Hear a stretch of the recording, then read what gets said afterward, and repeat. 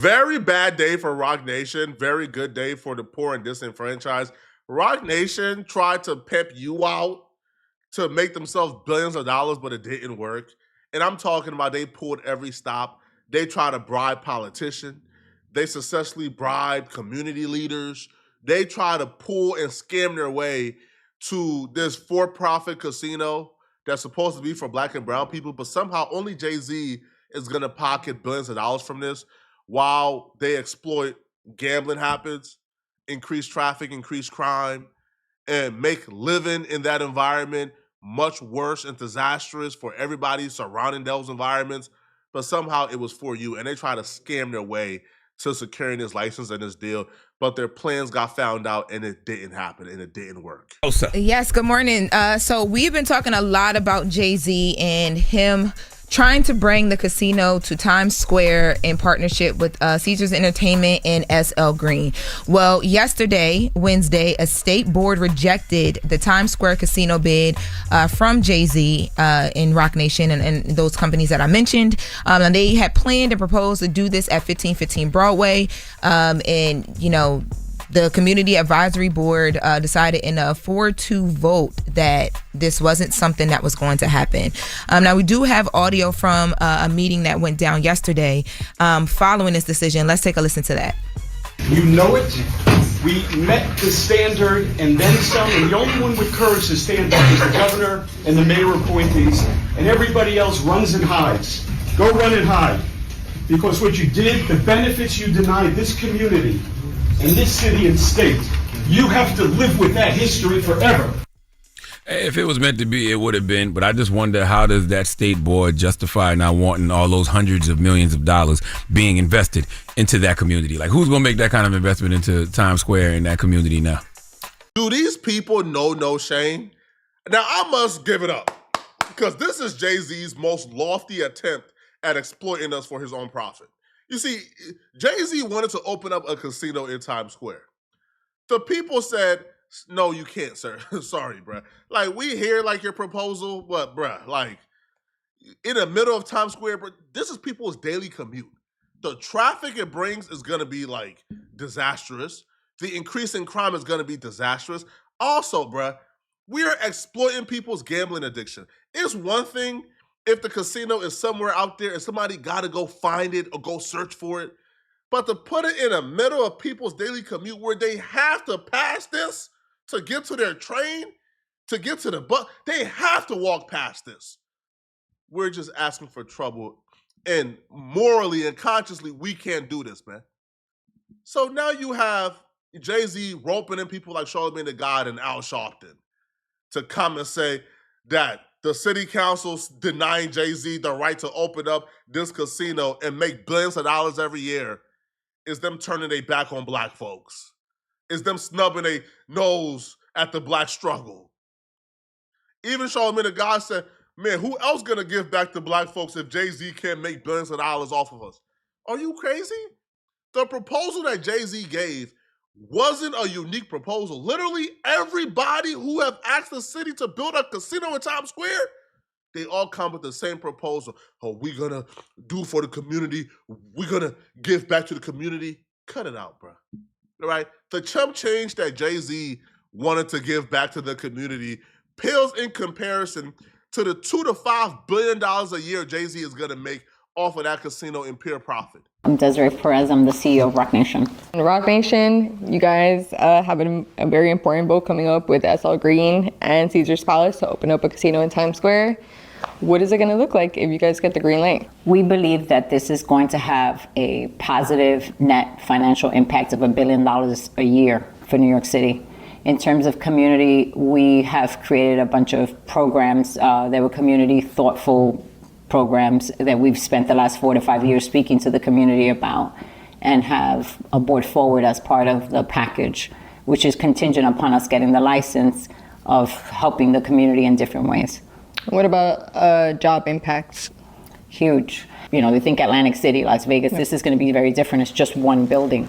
Therefore, because the one building can't just keep the visitors inside, the visitors would have to go out and basically explore restaurants and hotels. And so it would be a huge impact in terms of jobs for New York City. You guys have made, as a collective, a commitment to $250 million over the next 10 years in those investments. So talk to me a little bit about those programs that you guys have in mind to create. Not just 250 million, we're also giving 0.5% of the revenue of SL Green, Roc Nation, and Caesar's Palace to the community in perpetuity while we have the license. So the licenses, I believe, are going to be 25 to 30 years. So in that period of time, whether we're here or not, if the casino is open, meaning here alive, if the casino is open, the 0.5% goes to the community. It's given to the Westside Community Fund. And really what we did is we kind of went into the different communities, had conversations with the tenants, and heard what they needed. And what I heard was security, safety, paramount. We know how things are. Schubert Alley is very dangerous in that area, and the crime has gone up, obviously, since COVID. A lot of people have lost jobs. There's a lot of homelessness.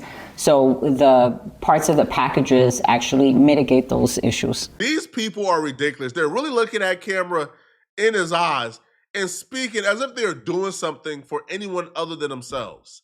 So the payment for disrupting someone's daily commute. If, let's say, you are waking up at 6 a.m. in the morning to shower, eat breakfast, get together, and then take your 1 hour commute to work to get to work by 9 a.m., that commute would probably increase to 2 hours or 3 hours due to the traffic. So now your daily commute is times 2, times 3, because Jay-Z wants to make an extra $2 to $3 billion. Now, coming home from work and having to walk by, now the crime is increased. Now it's a little bit dangerous now. And God forbid you have an uncle or cousin who's already a gambling addict. Now they got to walk past that like casino in Times Square. This doesn't benefit poor black and brown or poor white folks or disenfranchised people at all. It only benefits Jay-Z. Now, Variety wrote an article because they've been investigating this from day one. And they got a lot more characters and players in this other than Jay-Z. Jay-Z was able to rope in a lot of black media figures and black culture figures like Al Sharpton and Charlemagne and Alicia Keys. He was able to rope in a lot of people. Variety wrote an article where they broke down what everybody's role was in this great scam and scheme to exploit black trauma for Jay-Z's pockets. I want to apologize to my people at Vanity Fair. It's actually Vanity Fair who wrote this article. It was my boy Noah Schachman. All right, shout out to Noah, not Variety, okay? So the article reads, tens of billions of dollars, thousands of jobs, and quite possibly the fate of New York's most iconic industry and most awful tourist trap were all at stake.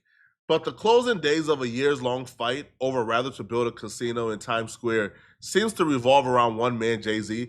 They also included like a snippet from like when Al Sharpton went out to like do a rally on behalf of Jay-Z. Now, if it's one person who knows how to galvanize black folks, it's Al Sharpton, okay? You even see like the ludicrous chant that Al Sharpton was like chanting, say yes, Times Square, yes, time, in Times Square, Jay-Z, he shouted. Galvanizing black folks, okay? So it reads, man.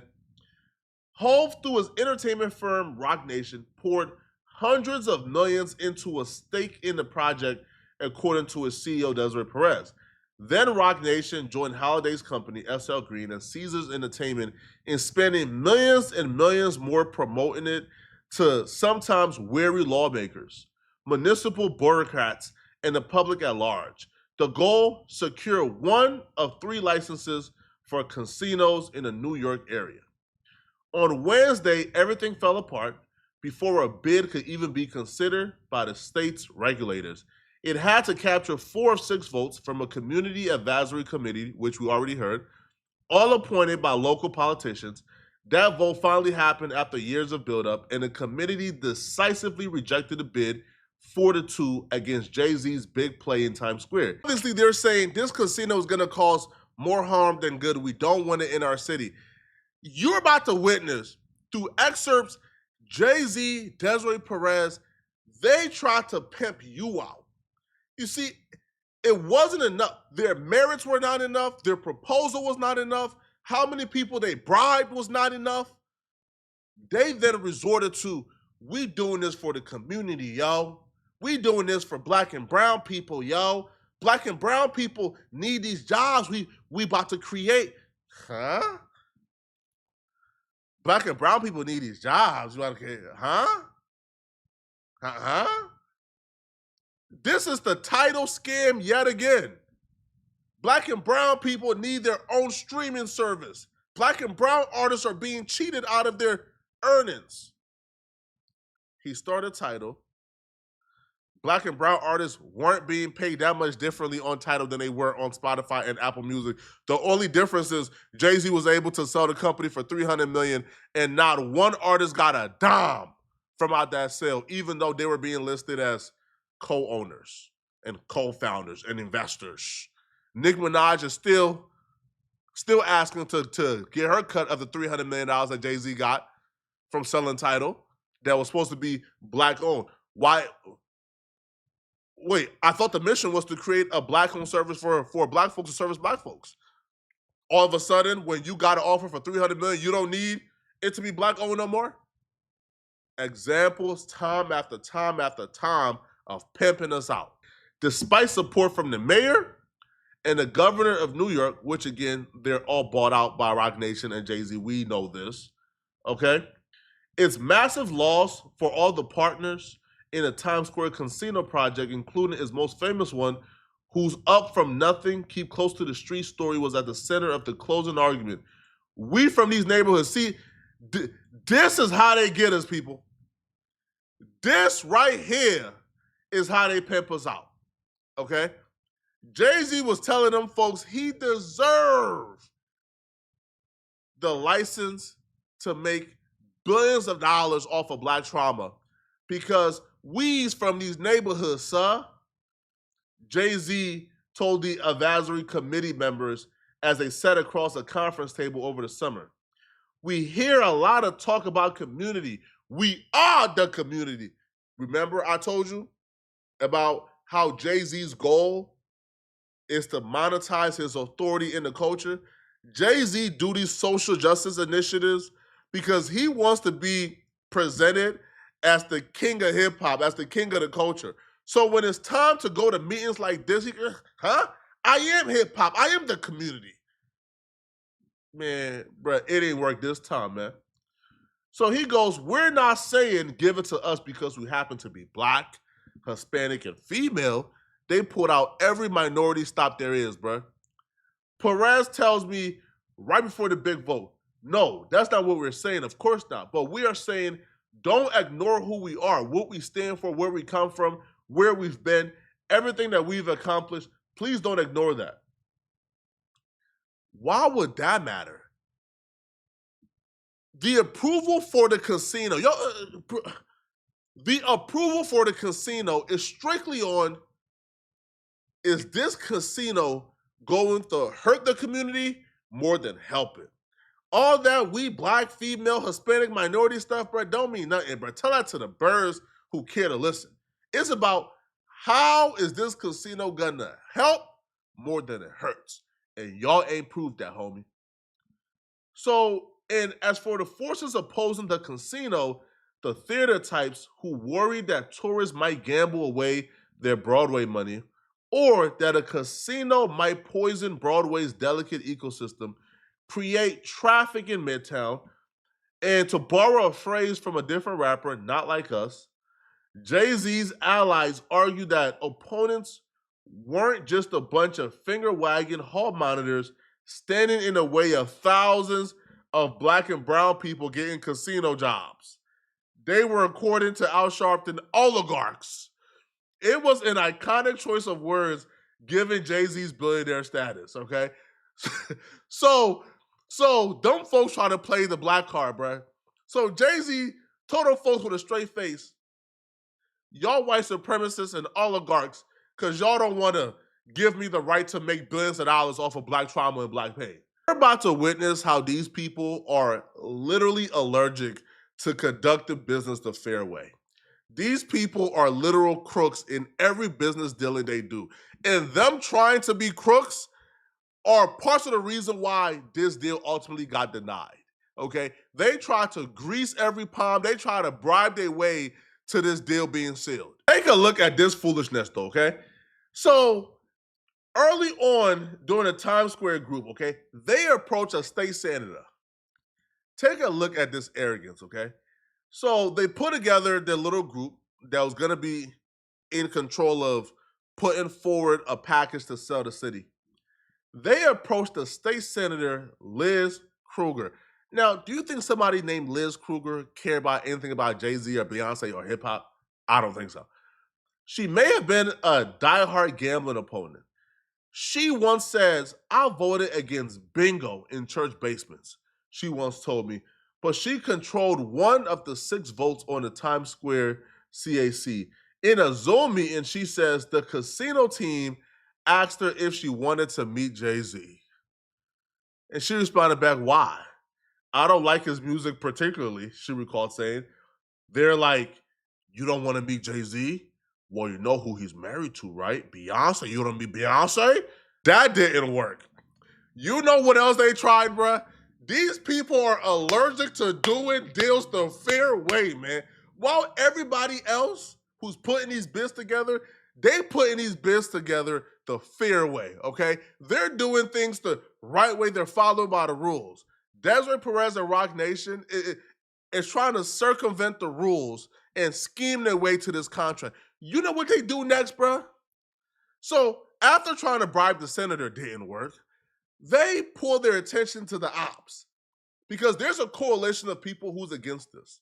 And one of the people at the top or the head or the lead of this coalition against casinos being built, Roc Nation found a way to sink their teeth into this person. The person name is Alada Lafar. So they put together like this whole little grand event.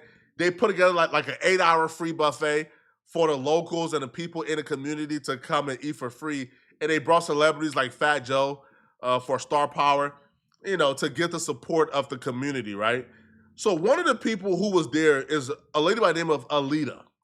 Now, she will say that she believes that it's a predatory business, right? Now, she's the president of the Tenants Association at the Manhattan Plaza, a massive apartment complex with subsidized units for people working in the arts, okay? She grew up in Atlantic City, and she would explain, like, casinos in Atlantic City, they promised to lift up the local economy, but did the opposite instead, okay? So the association, they joined the Broadway League of No Times Square Casino Coalition. They were united. They found a way to sink their teeth into a lot of, you know what they did, bro?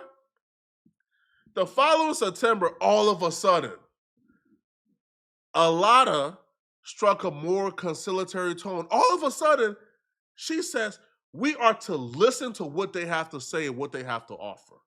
We want to listen now. We were under no circumstance can a casino come. Now, oh, we want to listen. You know why she all of a sudden want to listen?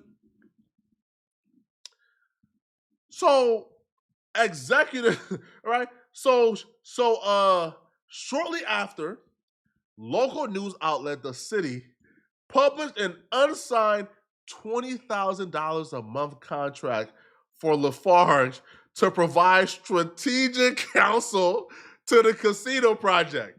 So all it took was Roc Nation and Jay-Z bribing this person with $20,000 a month in perpetuity. So it's like 25 to 30 years while they have the license, right?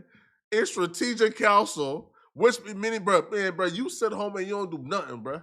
If $20K a month is a bargain for the $2.3 billion they about to make per year, all right? So Roc Nation says Lafarge never signed the deal, but that we continue to speak to her, and Lafarge continued to be a conduit to the community. It was one of many such offers, Perez added. We have another community leader that did take a consultant fee and did sign up for us to work with her so she could lead us. Now, by the way, the people who they're offering $20,000 a month contract to aren't the black and brown people they claim they're about to provide jobs to, all right? So your abuela or your nana or your grandmom, if you're black, She's about to scrub the toilets in them bathrooms for $9 an hour, while La Fuega is getting $20,000 a month to do nothing. Once the community leaders were bought out and they ain't standing in the way no more, they went ahead and targeted the residents at the apartment complex nearby. The residents at the apartment complex who's gonna be affected by this. The ones who are gonna have to deal with the noise. The one who are gonna have to deal with the increase in traffic in their commute. The one who's gonna have to deal with the increase in crime. And apparently they were successful in doing that as well through bribery. They recruited Alicia Keys. Now, Alicia Keys, who's a Roc Nation client who grew up in Manhattan Plaza, they says, reportedly met with residents who were residents of the Manhattan Plaza that day to talk up the deal. The Tenants Association then withdrew from the anti-casino coalition a few days after that. Now, they weren't comfortable taking the $22.5 million over 15 years to Manhattan Plaza, which, like, fam, come on, bro. Yo, fam, they gave away their power for $22 million over 15 years. So to divide that by 15, what's that? A little over 1 point something million per year from a company that's making $2 to $3 billion a year. Man, cut it out, bro. So the residents' reactions were mixed. More than a few worried that the grant had hidden strings attached. There were disagreements by whether to accept the casino funds. So the $22.5 million was withdrawn and redirected to a more broad-based community fund, as you guys can see right here, man. So also too, they helped convince mayoral frontrunner Zohan Madani to table his previous opposition to casinos. Man, listen, bro. They told Zohan, hey, listen, man. All right. If you want the black support, Jay-Z, this is my community. It's Roc Nation, yo. Hove is Hove. It's Hove. I'm the king of black culture, Zohan. You go against me, you won't win this. So Zohan took a step back. They even recruited our boy Charlamagne the God, yo, again, I love Charlamagne, bro. But I feel like, yo, if Charlamagne is going to talk about this casino and present himself as, yo, I'm giving a non-biased opinion, he should at least mention that he was part of the coalition. That Charlamagne the God popped up by a CSE hearing and expressed his support. So did Fat Joe, who introduced himself by his given name and his Bronx zip code. Joseph Cartagena 10456. Man, come on, man. Y'all let me know. Were you guys pro this casino? Do you guys feel like Jay-Z got a raw deal? That Jay-Z was trying to help black folks with this casino?